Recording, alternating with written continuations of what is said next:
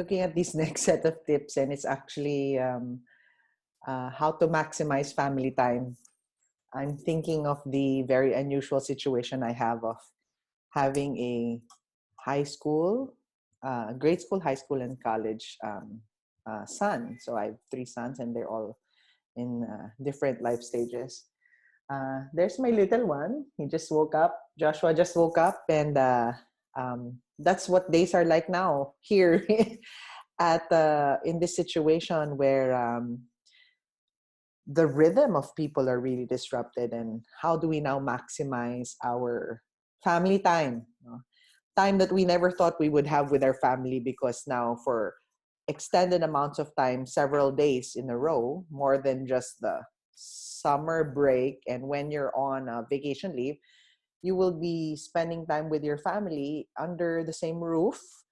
And if you compute the number of hours, it's probably an unusual number of hours that can be considered a real gift. I know that there's a lot of uncertainty, but what I'd like to talk about in this particular episode is for us as parents to have that perspective of taking responsibility for the psychological, emotional, and the spiritual wellness and groundedness of our children in the next days. So I would like to just run through some family tips, and hopefully hear from you. If you have some family tips that you'd like to share, just go to the One Core Facebook page and share some of your comments under this video if you find it, or if you are working in your organization, create that banter with the people that you work with. Share tips on your during your virtual meetings, and in your Viber groups, in your WhatsApp groups, because we have to be very creative as we balance working from home and also being available to our loved ones.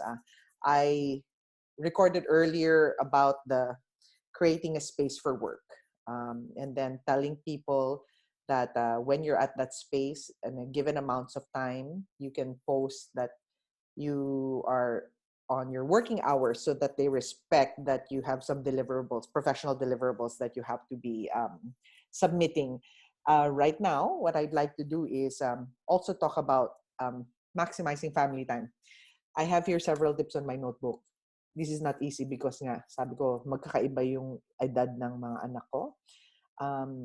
So the first things first, please, first tip, please do not be on the 24/7 COVID watch, keeping the radio and the news on for the entire day, for people to be hearing about all of this. The reason for that is you can check on it psychologically, emotionally. Let's check on it twice or the most three times a day, what the developments are. But we all know that it will peak and it will drop. And so having this on 24/7 gives that unnecessarily unsettling feeling for everyone at the home. It will give you an unnecessary unsettling feeling when we know for a fact that we have to ride this out. Okay, so riding this out means being responsible for what you know you can be in control of, and hearing the news of what's happening in the other parts of the world, and being bombarded with that 24/7, meaning just keeping the news on, is really not a healthy psychological endeavor. It'll keep your mind working and focusing on something that is beyond your control. So what you'd like to do is just check on it, check on updates twice a day, at the most three times a day. And then the other thing would be to be able to, like what I said in the other video as well, is to have those 5 to 10 minutes of really just grounding and settling yourself. So by yourself, having that good reflection time, meditation time. They say that reflection and meditation, being able to journal, write your thoughts down, is a very healthy outlet, a very healthy exercise for everyone. It helps us um, acknowledge and commune with ourselves beyond just um, the tasks.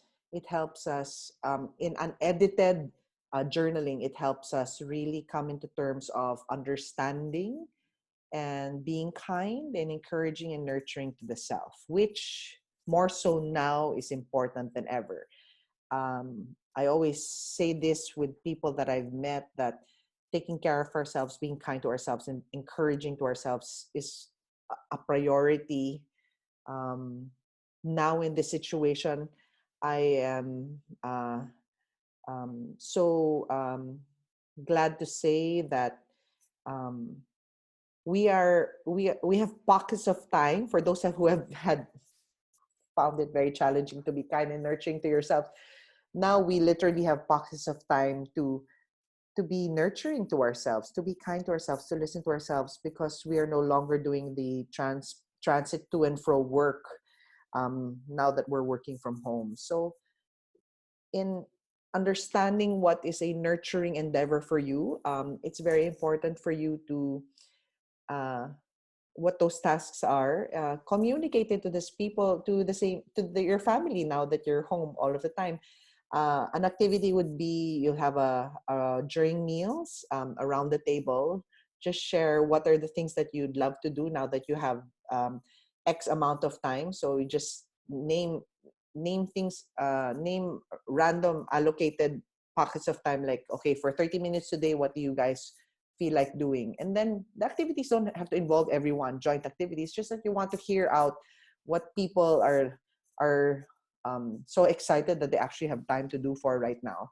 And then you can share the same. So be that example for them where, oh, like offhand, I'm thinking, I've never been able to sort the digital photos that I have. And I have thousands and thousands of digital photos. I don't know. I never knew when I'd have time to sort them out. And I actually have time now. I can allocate 1 hour, even more a day, to start sorting out the digital photos of my children since they were infants. My second son already had digital photos when he was born. That is back in 2003. And I'm thinking about all of the um, backup pictures that I've had, and same with my other sons, where my third son, where I barely have been able to print any of their photos because I just take for granted that the digital photos are there.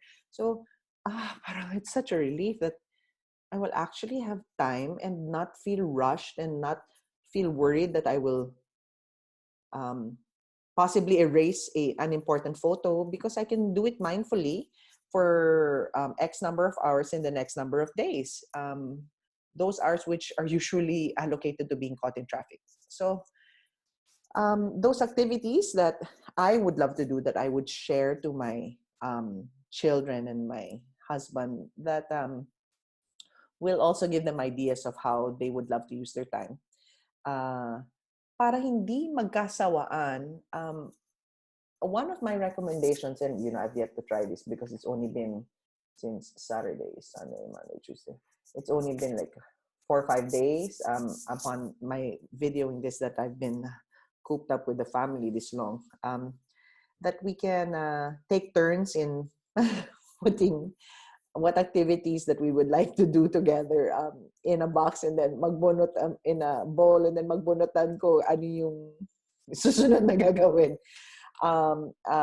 The healthy period of time would be anything that is 30 minutes to 45 minutes that you're doing together. If you can do, if there's a joint activity that more of the family can actually be doing for that, like for several nights in a row now, we've all been at the nighttime been taking our dogs for walks outside and doing some exercise for around almost an hour of just strolling, and of course practicing social distancing is just outside the home. That has been very refreshing. My husband has found his love of being able to attend the Eucharist online, which I didn't think that I would want to do more than on a Sunday. But when he invited us to do that, it was very, there was a light feeling. It was very refreshing. And again, and yan, parang hindi magkasawaan, everyone has their own recommendation. Please do not take it against anyone if they'd rather be alone, just as long as You because you don't want them to be with each other the whole time nakadikit, because people need to do things professionally, right? So my son in college still has deliverables, and their time with their friends on social media is also very important for them. So my son in high school still keeps in contact with all of his friends on social media. um, the trickiest one would be the play dates that my youngest one, Joshua, would usually look forward to. And now he's stuck with me and his kuyas and yayas to be his play dates.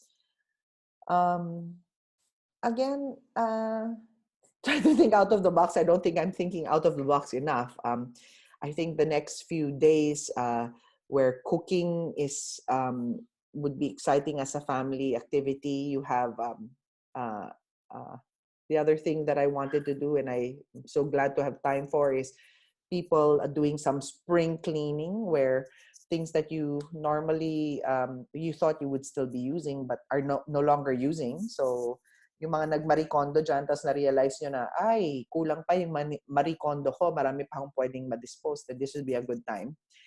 Um, um, I think the key here is that the energy that you're bringing to every family conversation, whether it's one-on-one or as a group, is there some positivity around it, so people don't feel like you have that heavy dragging your feet feeling. For all of us who are raising a family, and if there are minors that you're living with that you're taking care of, even if you're living with your siblings and still single, living with your siblings and your parents, I I would like for us to be very mindful about the emotional energy that we bring into the room. If we are smiling, if we are upset, if we feel, if you look like you're dragging your feet, if you're bored and all of that, remember that all of this energy affects everyone. So um, it would be good for you to model first that positivity, that um, it's a blessing to have one another. And the positivity that, okay, we don't know what we're doing. This is an unknown space, but let's let's approach it. Let's respond to this unknown amount of time together with some joy and curiosity, and even be open to the experimentation part, where we trial and error. Okay, it's not going to work, it's going to work, it's not going to work, it's going to work. Things that we would like to do together, not like to do together. um, just have that, practicing that open communication itself would be a great success for families, that people feel that they can be honest and open. So trust yourself in this time, especially now that you are also adjusting to the new routine of things. Remember again that the 5 to 10 minutes of your being by yourself, I'm not allocating that to just one times a day. The 5 to 10 minutes where you have to take a breather and just get all of the distractions out of your mind through either journaling, through taking deep breaths, taking walks, doing things on your own. If you've attended any of the One Core workshops, remember your MICK activities. All of these are opportunities to buckle down and do your MICK. I had a client just post to me the other day that she's going to do some painting, and she hasn't done painting in a long time. She bought paint, and she has even pang drawing na the sketch pads and all that. But when she bought it, she didn't know when she would use it, and hindi na nga niya nagamit. Ngayon, magagamit na niya. So it's a good opportunity for us to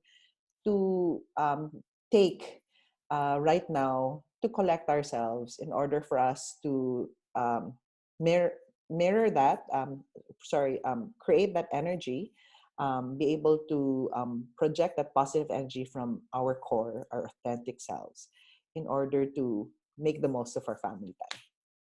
Remember, life is too short, so let's continue to focus on what matters.